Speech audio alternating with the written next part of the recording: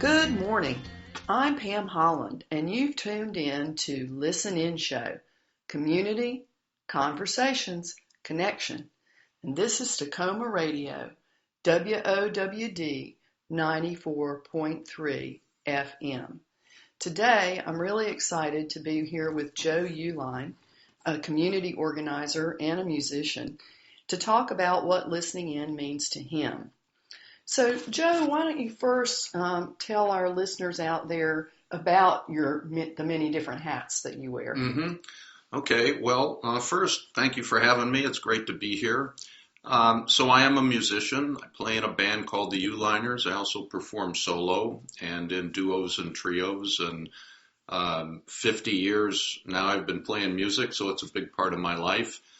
I also run a nonprofit called the Voices for a Sustainable Future, and we work with labor and environmental movements and intersections and supporting one another and various kinds of organizing campaigns associated with that. So tell us a little bit about the history of your I think of you as a labor organizer. Is that accurate? That's very accurate. I've spent my life in the labor movement over 4 decades. 47 years ago, I went to work in an aluminum mill in Mechanicsburg, Pennsylvania, and that launched me on a path of labor activism. Mm-hmm. So what was your first act of activism? Well, in that mill, there was a strike. About a month into my tenure there, I was still a probationary employee. And the Steelworkers Union called a strike, and I walked out with them and, of course, was fired as a probationary employee. I was the only probationary employee to walk out on strike. And at the end, after the union had won everything they were looking for, they refused to return to work until I was rehired. Wow. And that was a lesson in solidarity. Mm-hmm. And I was rehired. And the strike ended, and so that was a powerful, object lesson in sticking together in solidarity, and that helped launch me on this path. Wow, that's great. So you were the only probationary person who had the courage to do that? Yes, there were 30 or 40 probationary people, and the rest didn't because they knew they'd be fired. I was raised to not cross picket lines. When I was 6, 7 years old, I was engaged with my father, just tagging along in the longest steel strike in the history of the steel industry, 1959 steel strike. And, that was a real lesson, too, in solidarity. And the union won that strike and won pension and health care benefits. And so I don't cross picket lines. Mm-hmm. Mm-hmm. Great. So, one of the questions I always ask my guests is, were you taught as a child to listen in? It just wasn't really a part of our family culture. It wasn't. Mm-hmm. There were many things taught from parents to kids in the family, but listening into yourself wasn't. Mm-hmm. Listening to other people was. Right. Like you say, that's a different discipline. Mm-hmm. And how many were there in your family, Joe? There were 5 kids. And where were you in the lineup? I'm second oldest. Second My oldest. sister was older than me, followed by 4 boys. Okay, great. Mm-hmm. So there was probably a lot of talking and might not have felt like a lot of opportunities to listen in. I think that's right. Well, first of all, why don't you talk about what does listening in mean to you? Well, it means mostly in the external sense of listening to other people, because as an organizer, that's what you have to do. I think I mentioned in my answers a song on my new record called Hands. Mm-hmm. That's about organizing. It's about 2 people in particular in Chickasaw County, Mississippi. And organizers have to have a really keen sense of who it is they're meeting with, what they're about, what makes them tick, and that means listening, as I say in the song, listening with every part of me. In other words, you're not just hearing, it's not just what comes in your ears, it's a much more soulful endeavor. Mm-hmm. You're listening, but you're absorbing everything around them, what makes them tick. Mm-hmm. And so that's an intensive listening process. That's different from listening to yourself. Right.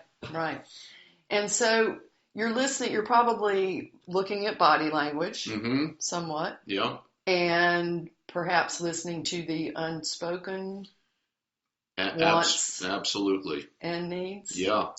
An example would be, one house call I made in Chickasaw County, Mississippi. I was talking to the man of the house, and his wife was there for the whole conversation, never said a word. And I'm smelling what's coming out of the kitchen. I'm looking at the fish mounted on the walls, the Bible on the piano, various things that are telling me what they're about. And I commented that, I see from the hymnal that you're Catholic. There's not a lot of Catholics in Chickasaw County, Mississippi. And finally the woman spoke up and she said, I knew there was a third strike against you.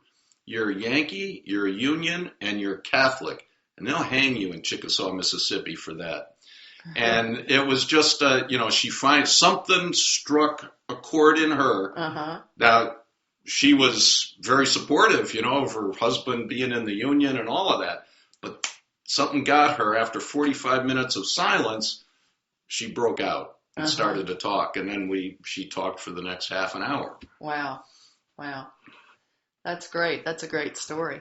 So you were saying that Ed Chambers from the Industrial Areas Foundation was instrumental in teaching you how to get in touch with your inner wisdom. So why don't you tell the folks a little bit about the Industrial Areas Foundation and about his influence? The Industrial Areas Foundation it's the Saul Alinsky Organizing Institute, a name that became famous when Barack Obama ran for president because he was a community organizer and he was from Chicago, which was Saul Alinsky's home base, and learned, Barack Obama did, community organizing from the Alinsky school, so to speak. Saul Alinsky set up the Industrial Areas Foundation to carry on his work and teach organizers and teach about building power in communities. And that's where I learned a lot about organizing through the Industrial Areas Foundation and Ed Chambers. And central to the teachings was, of course, they were definitely into the listening to people, but they also focused on listening to yourself. And part of how they talked about that was you have to learn how to test and trust your instincts, which is an internal listening process. And we've all kind of experienced at one point or another the dynamic of saying, geez, I knew I should have done that, but I did this because of some advice I received. And what a mistake that was. It's sort of the denying of your instincts. And and that you think you have at the beginning doesn't look anything like it did at the beginning by the time you get to the end. So all along the way, you've got to listen in, step back, reflect, change course, adjust the strategy. Part of that's external, but the biggest part of that is an internal listening in process and making the adjustments. If you only adjust to the external factors, you'll miss some important pieces. And end up with that regret that you talked about earlier. Exactly, yeah. So I'm wondering, because for me, listening in requires a certain amount of silence, but I'm wondering if you have cultivated the ability to get in touch with that inner knowing while things are swirling around you. It sounds like you might have to. It's really interesting you raise that, because on February 15th, I'll begin a sabbatical that'll run through Labor Day.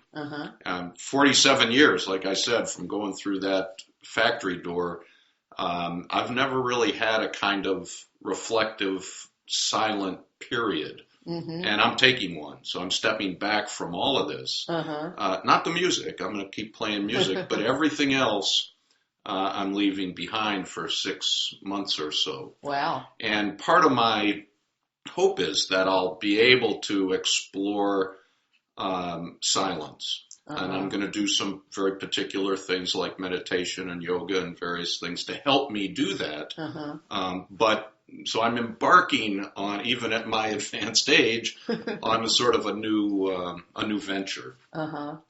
Great. And is that mostly exciting? Isn't it all scary or?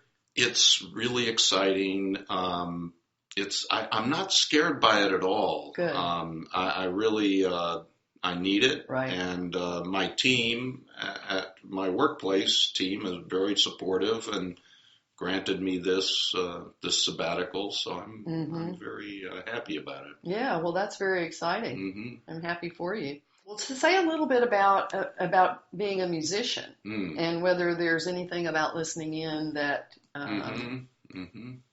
is different, from your musician hat than from your organizer hat. Yeah. I think it is different, and I often talk about sort of the dynamic of playing with other musicians, and especially in playing with the band, which is we've been together 14 years. It's a pretty tight and well rehearsed band. The other approach to music is a more spontaneous sort of when you jam, have a jam session. Musicians come together, they interact with one another in a different way than in a band, and it calls on you to listen to them, but also listen to yourself and how you're complimenting them. You do that in a band too, but you rehearse it with the band. In a jam session, you don't. But performing solo, there you only have one person to listen to, and that's you. And that is a really fun and a whole different kind of challenging pursuit, but I love it, where it's just you and you alone, and you're communicating, but you're drawing from pretty deep inside yourself and listening while you're communicating. Special. So you're alone, but you're not alone. Yeah. I mean, you've got that whole audience out there, right? Right. And they're playing off you and you're playing off them. Yeah, definitely. And have you had experiences as a musician where you didn't feel like your audience was connecting, or you were connecting with your audience? Or yeah, I've had some of those. It all depends on. It depends on a lot of things, sort of how you feel that particular evening or at that particular gig, and the setting in the room. Like, is it an auditorium where people are seated, or is it a stand-up, sort of bar or club where people are milling around? And then there are different things that you need to do then to command attention. If it's the bar, people are milling and talking and so on, that's a different challenge. And I know, Joe, from having seen you, that you sometimes get people's attention by storytelling. Yeah. No, I love the storytelling aspect. There's a story behind every song. Right. And I pretty much have to, try and catch myself that I don't talk too much, but I love to tell stories. And I also do, there's an old art that isn't practiced much these days, but I practice it, and it's called the song speech. And it is where you deliver a particular speech and message through music and spoken word. And I do that. I have song speeches about climate change, song speeches about different environmental issues, about labor issues. That is storytelling and music at kind of a high art form. I love it. And is that something that you could demonstrate for us without an instrument, or? Oh, would not you really. Need your instrument? Yeah, I would kind of have to have a guitar here to tell the story and play the song, but I should have thought of that in advance. That's all right. I didn't think about it. Yeah. But you could perhaps just share some of the lyrics or some of the share the story in spoken. Yeah, definitely. For example, there's a song on our new record called Coal Miners, and it was written by a woman, Sarah Ogan Gunning, from Harlan County, Kentucky. She wrote it in the early 40s. And she's kind of preaching to her husband and their buddies who they all work in the mine. She doesn't. But she's preaching to them about what this system capitalism, and she names it in the song, has done to us, and what they need to do in response, which is get up and organize and build our democracy so that working people have a voice. Now, she says it in a beautiful, poetic way, but to tell a story about Sarah Ogan Gunning and working in the mines in the early 40s and then hit that song is a powerful thing. And we just did it the other night down at Gypsy Sally's, and people, this is a stand-up club where people are milling, but they were riveted to the story and the song.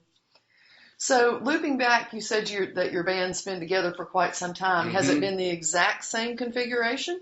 No, there are 3 original Uehliners who have been together 14 years. That's myself, Avril Smith, who lives here in Tacoma Park, and Larry Ferguson, our drummer. Avril plays guitar. And then we've had different, our bass player's been with us 10 of those 14 years, but we've had different other players. We have new members that have joined, a new vocalist, a mandolin player, Tom Espinola, who's Tacoma Park guy, teaches at House of Musical Traditions. But the 3 originals is the sort of the core 14-year members of the band. That's having a husband who's been in bands. Yeah. I would say that's a little unusual. It is, yeah. It's pretty remarkable. So there's a real synergy there. Yeah, there's a real synergy, and I can't say I've had another band in all of my 50 years of playing music that's stayed together 14 years. And do you know what makes that possible? Yeah, I mean, well, one, we're friends, and that certainly makes it possible. And we share similar musical interests, which are broad. I mean, we sort of, we bring together bluegrass and country and rock and even jazz. Larry's a big jazz guy, our drummer. But we share a love of certain forms of music, which makes it easy if someone brings a song to the band for us to do it. And the friendship is clearly a big factor. Great. So I'm trying to think. I usually come up with a gentle challenge for our listeners, and I'm trying to think if there's anything that's emerged here that makes sense. I think that what I liked about your description of organizing was the community aspect of it. And I know that we do have some opportunities here in Tacoma Park this weekend, Saturday, February 4th at 3 p.m. We've got Tacoma Park, Sanctuary City, Then and Now. And that's at the Sam Abbott Citizens Center at 7500 Maple Avenue. And this is what our mayor, Kate Stewart, has to say. We are a city that welcomes those who are victims of terrorism and violence, regardless of their national origins. We are a city that upholds the right of all people to live their lives with dignity and respect. I think that the word solidarity is coming up a lot right now. Yeah. In fact, I had a friend who sent me a text the other day saying, we're going to have vegan soup and bread in solidarity tonight if you'd like to come. Yeah. So, well, it's an important word, and it is one, the bedrock principle of the labor movement, but it's also that sort of workplace solidarity. What we're talking about now is a kind of human solidarity. And, 32 years I've lived here in Tacoma Park and came here because of the sense of community and the music, that the arts was a big part of the city, 32 still is. But it's that sense of community and sticking together and the music that brought me here. And yes, we're challenged now in a particular way to build and cultivate human solidarity. If you had to define solidarity, what would you say? It's sticking together. It's standing up for one another. It's a kind of mutual, social self-defense, that if you're threatened, I'm threatened. Mm-hmm. To me, that's what solidarity is about. What a great description. Thank you. I mean, I think, myself having not been at all involved in the labor movement, the people who brought us the weekend, right? Mm-hmm. Yeah, exactly. I have seen the bumper stickers. Yeah, right. I've always sort of had a sense of, I think, what that word means, but it was nice to hear you expand it. Yeah. And give it soul. No, thank you. I think it's an important word. Yeah. You might say a little bit more about the song that was inspired by your labor organizing. It says, "Listening to every part of me." Yeah. What else does it say? Well, it's a song about the reason it's called Hands is that when you're going to speak to a worker, and in the situation this song was written about, they all worked in furniture plants for the most part. Chickasaw County was a big place for making furniture. To talk about the union, that's a scary thing because they know that they're going to be discriminated against and harassed and fired. That's all possible if they try to exercise union activities. So what happens is you enter someone's house, and typically they sit there and fold their hands and look at them. It's a very uncomfortable dynamic. Sometimes it's even more uncomfortable. In the one case, I knock on the door, and the guy answers, "I'm here to see his wife who works in the furniture plant." And I tell him, and he turns around, he points to a gun rack on the wall. He said, "You're here to talk about the union. That's what you're going to meet." And so I noticed next to the gun rack, leaning up against it, is a guitar. I say, "Oh, I see you play guitar."